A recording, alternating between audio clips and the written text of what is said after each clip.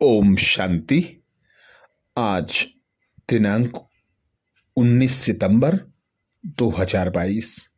प्रातः मुरली बाप दादा मधुबन।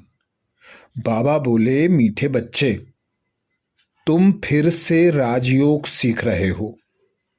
तुम्हें भगवान फिर से पढ़ाते हैं। तुम राजाई के लिए यह पढ़ाई पढ़ रहे हो। अपनी एम ऑब्जेक्ट सदा याद रखो।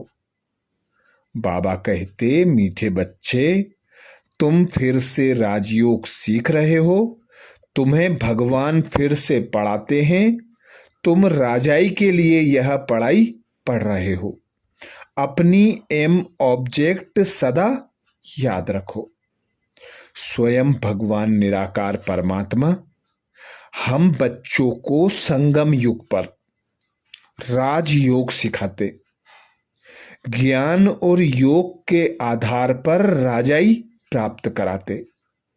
बाबा कहते, एम ऑब्जेक्ट सदा याद रखो कि लक्ष्मी नारायण बनना है। लक्ष्मी नारायण में जो गुण, ज्ञान तथा शक्तियां थी, वह मुझे संगम पर ही धारण करने हैं। तो बाबा खुद कहते हैं, हमने तुमको बच्चा बनाया, तब तो सामने बैठे हो। हम तुमको फिर से मनुष्य से देवता बना रहा हूं, राजयोग सिखला रहा हूं, जिससे तुम लक्ष्मी नारायण जैसे बनोगे। तो इतनी श्रेष्ठ एम ऑब्जेक्ट सदा याद रखो। यह सदा स्मृति रहे कि हम पढ़ाई पढ़ रहे हैं लक्ष्मी नारायण बनने के लिए, और पढ़ाने वाला ऊंचे ते ऊंचा भगवान है। कोई देहधारी को राजयोग सिखला ना सके। भगवान ही आकर राजयोग सिखलाकर राजाई देते हैं। प्रश्न किया बाबा ने, अभी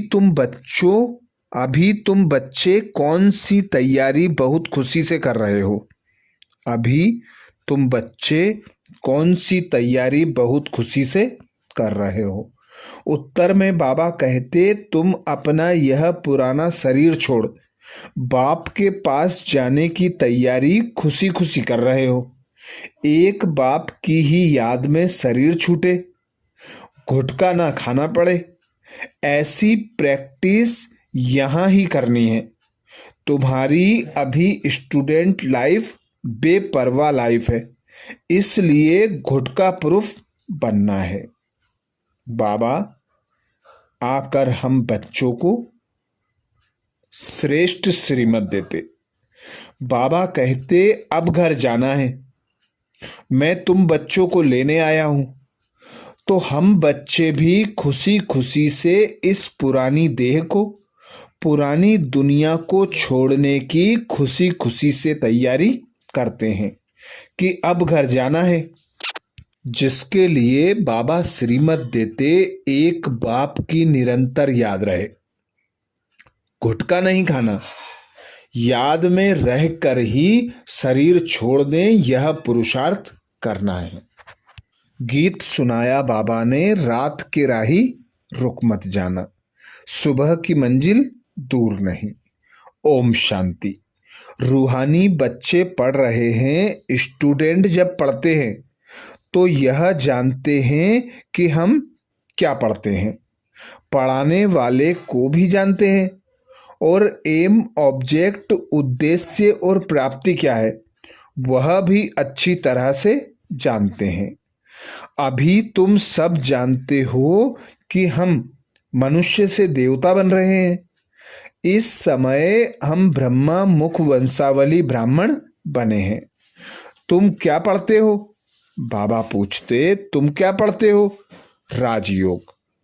यह भी जानते हो हम फिर से राजयोग सीख रहे हैं, और पढ़ने वाले कभी ऐसे नहीं कहेंगे कि हम फिर से पढ़ रहे हैं।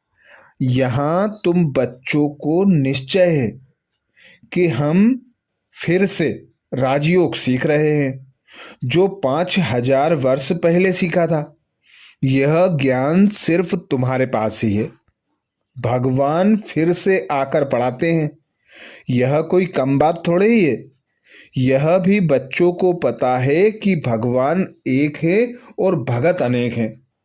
इससे सिद्ध होता है बाप एक और बच्चे अनेक होते हैं। बाप को क्रिएटर तो सब मानेंगे, रचना को रचता द्वारा वर्षा मिलता है। रात को प्रश्न पूछा था, बाबा कहते रात को प्रश्न पूछा था ना, बाप को कैसे पहचाना जाए। बाप खुद कहते हैं हमने तुमको बच्चा बनाया है, तब तो सामने बैठे हो। हम तुमको फिर से मनुष्य से देवता बना रहा हूं, राजयोग सिखा रहा हूं, जिससे तुम सो लक्ष्मी नारायण बनेंगे। एम ऑब्जेक्ट बुद्धि में रहनी चाहिए। तुम्हारी बुद्धि में है लक्ष्मी नारायण का राज्य था, तो एक ही राज्य था, सारे विश्व पर राज्य था, तो तुम बच्चों को चित्रों पर बैठ समझाना है।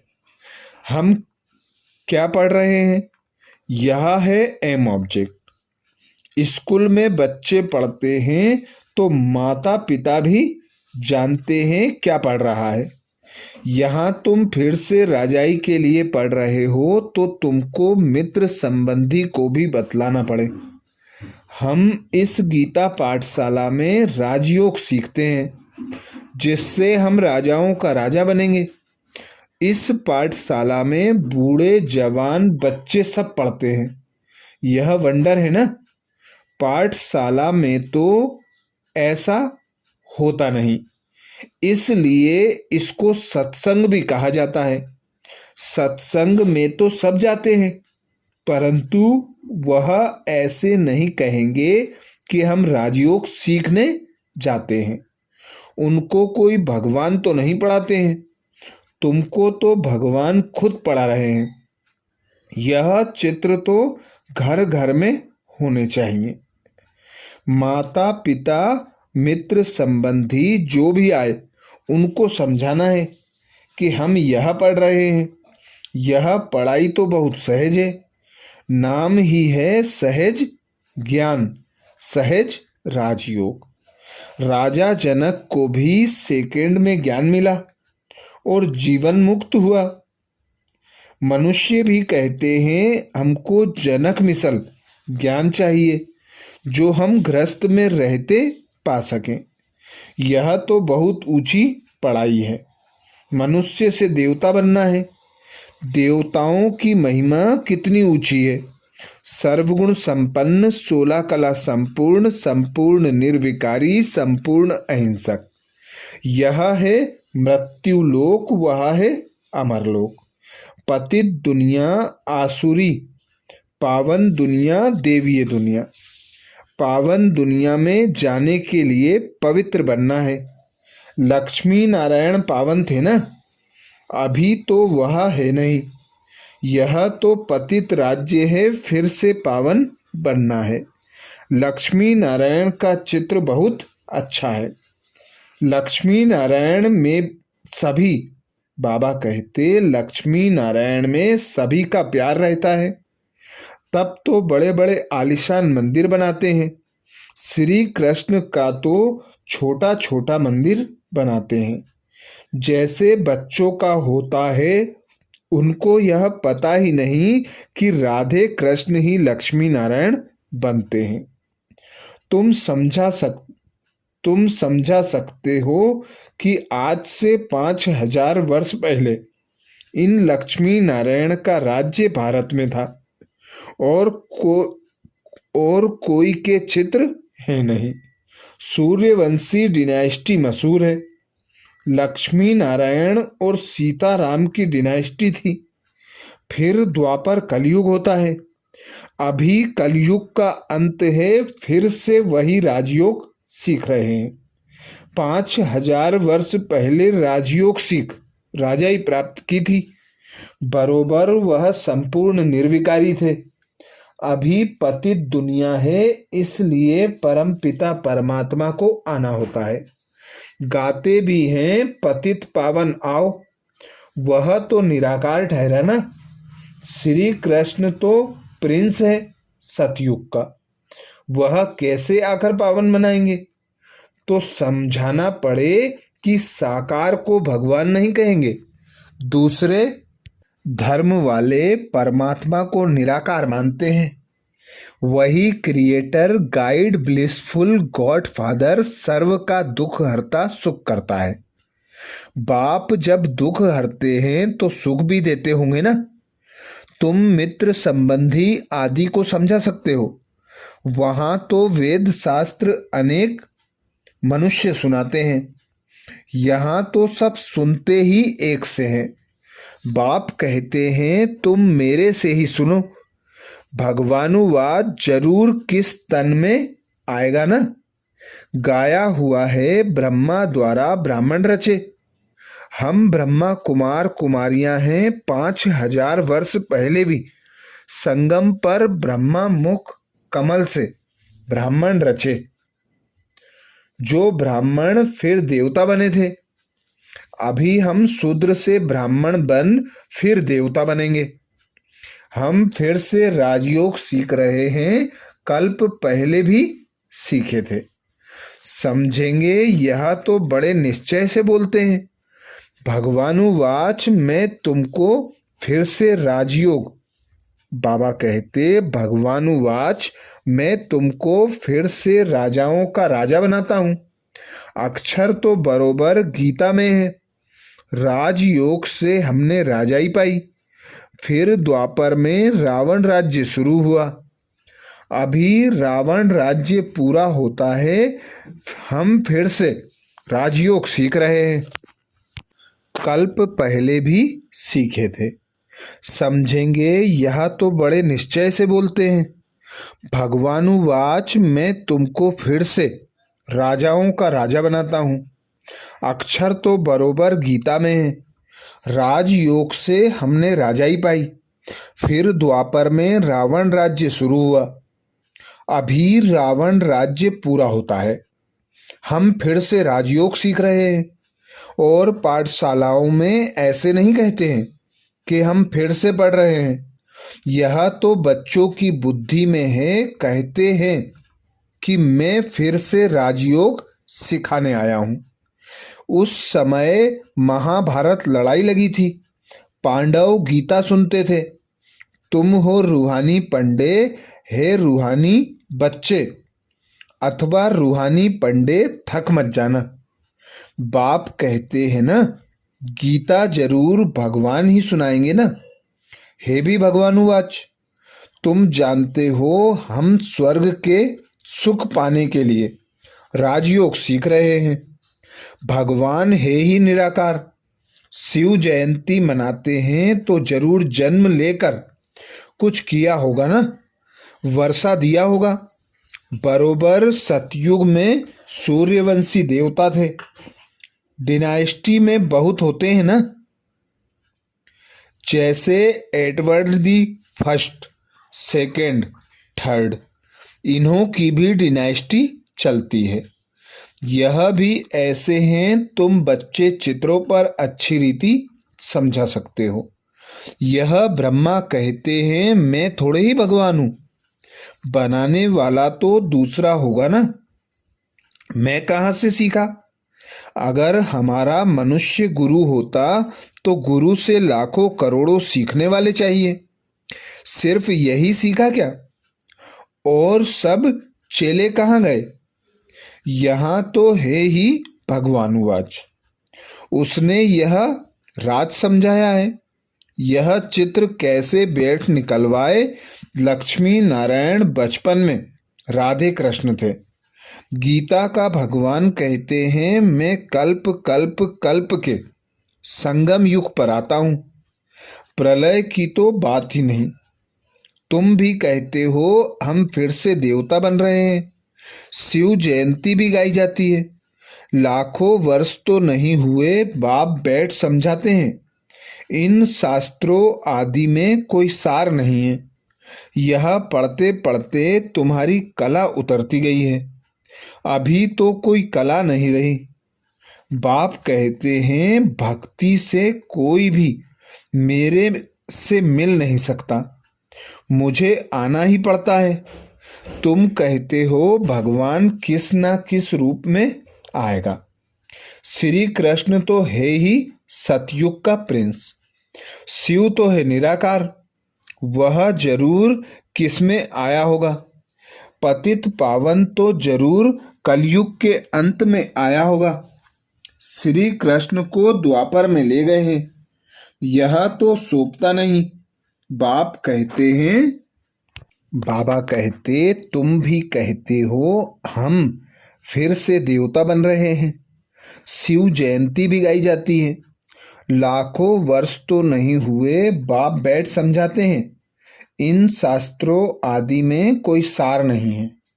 यह पढ़ते पढ़ते तुम्हारी कला उतरती गई है, अभी तो कोई कला नहीं रही। बाप कहते हैं भक्ति से कोई भी मेरे से मिल नहीं सकता, मुझे आना ही पड़ता है। तुम कहते हो भगवान किस ना किस रूप में आएगा। श्री कृष्ण तो है ही सतयुग का प्रिंस, शिव तो है निराकार, वह जरूर किस में आया होगा। पतित पावन तो जरूर कलयुग के अंत में आया होगा। श्री कृष्ण को द्वापर में ले गए हैं, यह तो सोचता नहीं। बाप कहते हैं मैं आता ही हूं संगम पर। इस बूट अर्थात ब्रह्मा में मैं फिट होता हूं। ड्रामा में कोई चेंज नहीं हो सकती। रोला कितना कर दिया है, इसलिए प्रश्न पूछा जाता है गीता का भगवान कौन। यह बड़ी जरूरी बात है, इसी में सारा रोला है। नरक को पलटने और स्वर्ग को बनाने वाला कौन। बाप ही कह सकते हैं लक्ष्मी नारायण कितने एक्टिव थे। बाप कहते हैं सिर्फ मुझे याद करो तो इस योग अग्नि से विकर्म विनाश हो जाएंगे। सब तो नहीं समझेंगे। कोई को अच्छा, बाबा कहते कोई को अच्छा लगता है परंतु पवित्र रहने की हिम्मत नहीं रखते। अभी देवी देवता धर्म का सैंपलिंग लग रहा है। जो कल्प पहले ब्राह्मण बने थे, बाबा कहते जो कल्प पहले ब्राह्मण बने होंगे वही बनेंगे। यह कलम बाप के सिवाय कोई लगा नहीं सकता। देवता धर्म वालों को शूद्र से ब्राह्मण, मुख वंशावली ब्राह्मण जरूर बनना पड़ेगा, नहीं तो देवता कैसे बनेंगे। विराट रूप पर समझाना होता है। चोटी के ऊपर शिव भी दिखाते हैं। उन्होंने शिव को और ब्राह्मण वर्ण को उड़ा दिया है। बाकी देवता क्षत्रिय वैश्य शूद्र दिखाए गए हैं। विराट रूप दिखाते भी विष्णु के रूप में है। यह नॉलेज समझने की है। मनुष्य कैसे 84 जन्मों के चक्र लगाते हैं और कोई यह नॉलेज नहीं जानते। बाप कहते हैं यह नॉलेज ही प्रायः लोप हो जाती है, परंपरा चल न सके। स्वदर्शन चक्र देवताओं को नहीं, वो यह तुमको है, परंतु तुम तो संपूर्ण बने नहीं हो, तो निशानी देवताओं को दे दी है। स्वदर्शन चक्र फिराते कमल पुष्प समान बनते, शंख ध्वनि करते तुम देवता बन जाएंगे। शिव बाबा ब्रह्मा द्वारा विष्णुपुरी स्थापन कर रहे हैं। यह बातें कोई की बुद्धि में नहीं है। भगवान पढ़ाते हैं हम विश्व का मालिक बनते हैं तो कितना ना हर्षित होना चाहिए। Student life is the best. पढ़ाई की लाइफ बेपरवाह अच्छी रहती है। पीछे तो जाल में फंस जाते हैं। कितने दुख की जाल है। सतयुग में कोई बात नहीं, खुशी खुशी शरीर छोड़ते हैं। घुट घुट कर मरना रावण राज्य में होता है। तुम खुशी से तैयारी कर रहे हो कि हम कब बाबा के पास जाएं। बैठे ही इसलिए हैं पुराना शरीर छोड़ जाएं। फिर 21 जन्म गुटखा खाने की बात ही नहीं। इस जन्म में गुटखा बिल्कुल नहीं खाना है। पतित से पावन बन रहे हैं, बहुत खुशी में रहना है। अच्छा, यहाँ से सूक्ष्म वतन में जाते हैं, वह भी अच्छा है। फरिश्ता तो बनना है। आधा कल्प तो गुटखा खाते आए, अब बाबा के पास जाएं। खुशी से तैयारी कर रहे हैं। गुटखा पुरुष बनना है। ऐसे सन्यासी भी बहुत होते हैं जो बैठे बैठे शरीर छोड़ देते हैं। सन्नाटा हो जाता है। समझते हैं हम ब्रह्म में लीन हो जाएंगे। जाते तो कोई नहीं जब तक बाप ना आए। शिव बाबा का भंडारा भरपूर, कहते हैं ना, जिस भंडारे से खाया वह भंडारा भरपूर, काल कंटक दूर। यहाँ तो अकाले मृत्यु होती रहती है। पतित पावन शिव बाबा के भंडारे में जो आता है वह पावन बन जाता है। इसलिए इसको ब्रह्मा भोजन कहा जाता है। इनकी बड़ी महिमा है। योग भी अच्छा चाहिए। बाबा कहते योग भी बड़ा अच्छा चाहिए। योग में रहे भोजन बनाओ और खाओ तो तुम्हारी बहुत अच्छी उन्नति होगी। उस भोजन में बहुत ताकत आ जाती है। योग में रहे तुम भोजन खाओ तो बहुत ताकत मिलेगी और तंदुरुस्त भी रहेंगे। बाबा खुद कहते हैं कि हम बाबा की याद में बैठे, जैसे कि हम और बाबा खाते हैं, परंतु फिर भी भूल जाता हूँ। एक बाप की याद में ही शरीर छूटे, कोई गुटखा नहीं आए, ऐसी प्रैक्टिस करनी है। बाबा की याद में रहने से एक तो शांति रहेगी और हेल्दी बनेंगे। भोजन पवित्र हो जाएगा। अंत का गायन है, अतीन्द्रिय सुख गोप गोपियों से पूछो। झाड़ में समझानी बहुत अच्छी है। त्रिमूर्ति और गोला भी जरूरी है। दिन प्रतिदिन तुम्हारा नाम बहुत बाला होता जाएगा। अच्छा, मीठे मीठे सिकिलदे बच्चों प्रति माता पिता बाप दादा का याद प्यार और गुड मॉर्निंग।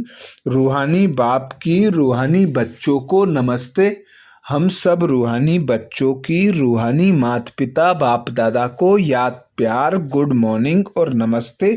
धारणा के लिए मुख्य सार में बाबा कहते, पहली पॉइंट, सदा तंदुरुस्त रहने के लिए याद में रहे भोजन बनाना व खाना है। भोजन करते समय स्मृति रहे हम बाबा के साथ खा रहे हैं, तो भोजन में ताकत बढ़ जाएगी।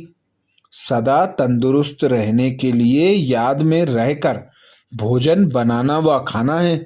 भोजन करते समय स्मृति रहे हम बाबा के साथ भोजन खा रहे हैं, तो भोजन में ताकत बढ़ जाएगी। दूसरी पॉइंट बाबा कहते, देवता बनने के लिए शंख ध्वनि करनी है, स्वदर्शन चक्र फिराते रहना है, कमल फूल समान पवित्र जीवन बनाना है।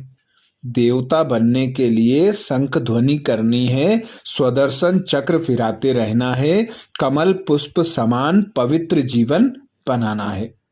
वरदान दिया बाबा ने। वरदान में बाबा कहते, ब्राह्मण जन्म की विशेषता को नेचुरल नेचर बनाने वाले सहज पुरुषार्थी भाव। ब्राह्मण जन्म की विशेषता को नेचुरल नेचर बनाने वाले सहज पुरुषार्थी भाव। डिटेल में बाबा समझाते, जैसे किसी का जन्म राज परिवार में हो तो बार बार स्मृति में लाते हैं कि मैं राजकुमार या राजकुमारी हूँ। चाहे कर्म रुचि के कारण साधारण भी हो, लेकिन अपने जन्म की विशेषता को नहीं भूलते। ऐसे ब्राह्मण जन्म ही विशेष जन्म है। तो जन्म भी श्रेष्ठ, धर्म भी श्रेष्ठ और कर्म भी श्रेष्ठ है। इसी श्रेष्ठता अर्थात विशेषता की जीवन स्मृति में नेचुरल रहे तो सहज पुरुषार्थी बन जाएंगे। विशेष जीवन वाली आत्माएं कभी साधारण कर्म नहीं कर सकती।